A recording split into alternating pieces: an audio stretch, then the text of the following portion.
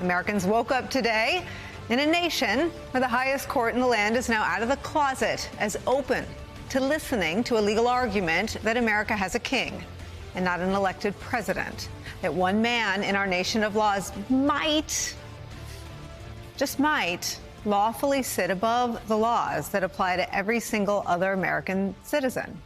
The United States Supreme Court, which has some of the lowest approval ratings among the American public in its history, and which counts 3 Trump appointees among its members, yesterday decided to dignify a legal theory so contrary to the American experiment that it actually rhymes with Trump's Access Hollywood moment of infamy, basically arguing that when you're president, they let you do it. Agreeing to hear this case at all is the hinge moment, no matter what happens next. It alone opens the door to turning America into a country where one person can commit crimes in his effort to overturn an election he loses, enlist others in that criminal conspiracy, and then, instead of facing any criminal accountability, just run for office again, and if victorious, erase every last vestige of criminal liability, criminal exposure, and accountability.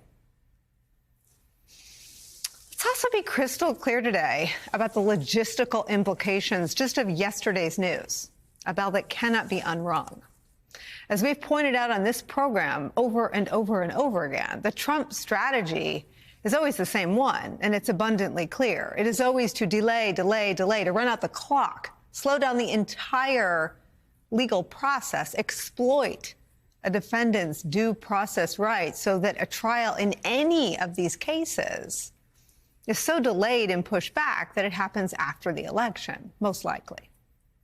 And at that point, Donald Trump has made clear that if he wins, he will use his power to free himself, to liberate himself from what he publicly, on the stump, day after day, smears as an unlawful and politically motivated prosecution.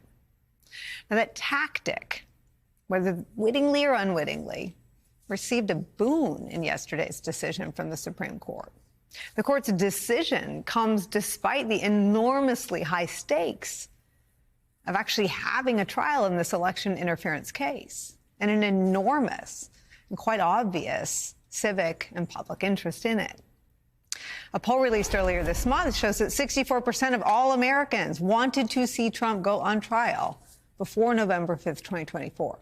That number actually includes 38% of Republicans. Now, even after oral arguments in April, the court will take as long as it decides to take to make any decision on whether any American president, and in this case that includes Donald Trump, is above the law for anything they do while in office, even if it includes crimes committed while trying to overturn the will of the American voter, using any means possible, including violence and threats against your own vice president. So if legal accountability for Donald Trump is now delayed or maybe even denied, there is, as we've been told over and over again, the matter of political accountability. And on that front, no matter how much or how often Donald Trump lies to his base about the results of the 2020 election, the cold hard fact is that 81 million Americans voted against him and for Joe Biden in 2020. And I don't know if you're ready to hear this, but it looks like once again it's going to fall to us, the American people, to do what our institutions constantly, over and over again, fail to do, to determine what conduct is outside the bounds in a nation of laws, outside the bounds and norms in a democracy. We will once again, as citizens, have to use the power of our vote to answer that question. Accountability for a deadly attack on the United States Capitol and our democracy now, most likely in the hands of the American people, is where we start today.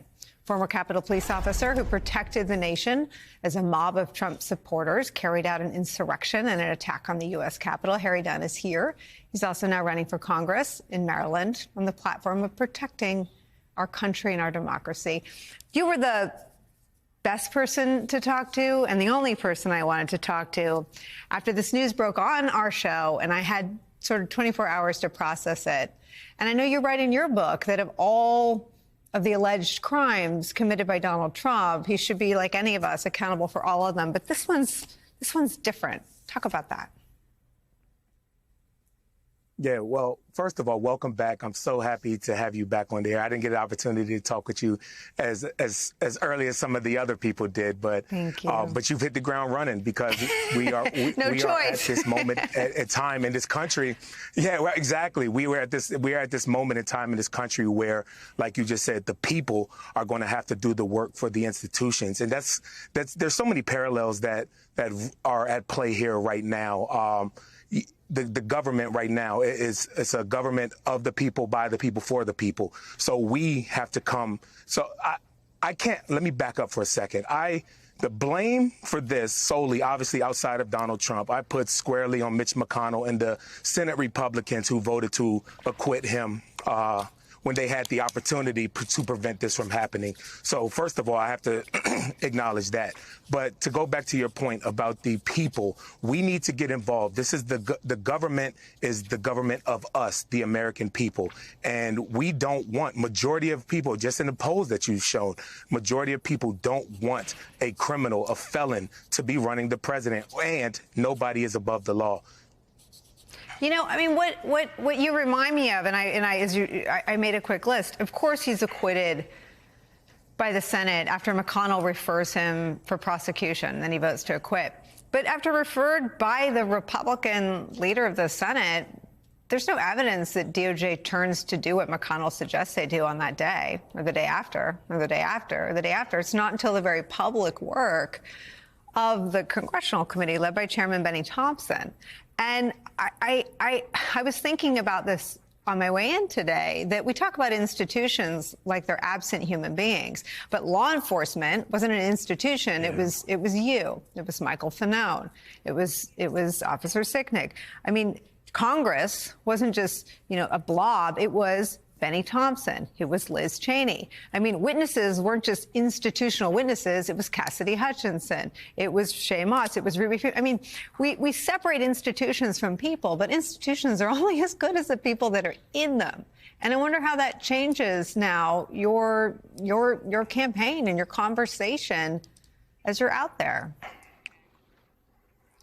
Yeah, same thing with the presidency. The presidency is just a human being. So that goes back to the point that nobody is above the law. And yeah, I'm glad that you named those individuals that you named, especially the elected officials. And that's where it comes back. That's the parallel now, where all the people that are those individuals that you listed, the elected officials, they are elected by us, the American people. And I think that needs to be clear in the messaging that candidates running, such as myself, need to have during election time, that we are fighting because these institutions have failed us. Not every single person of it, obviously, but these institutions have failed because of some of the choices that voters have made. And we need to continue to improve the institutions, Congress, we can't, the courts, right? That's a whole different thing. These unelected people that are making decisions that are affecting people's lives, that's a whole different discussion that we're having with the Supreme Court. But that's the messaging that we need to have. Us, the American people. And, honestly, if January 6th didn't happen, then, Nicole, you and I aren't talking. I mean, as fabulous as I think you are, we're probably not having this conversation. I'm not running for Congress. But we are at this moment right now where we don't have the luxury to sit back and let somebody else do it or see how things play out. We did it in 2016. We took our eyes off the ball when Donald Trump first got elected. We can't do that because there's too much at risk. There's too much at stake. And we all have to stay engaged. We have to stay motivated. Democracy is worth protecting. It's fragile. And we are at its breaking point right now.